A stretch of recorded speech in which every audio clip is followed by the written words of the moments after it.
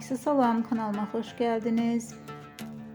Türkiye'nin tanınmış aktrisası Mahsine Merabet'ten yepyeni görüntüler geldi. Merabet birbirinden muhteşem görüntüleri sosyal medya hesabında sevenleriyle bölüştü.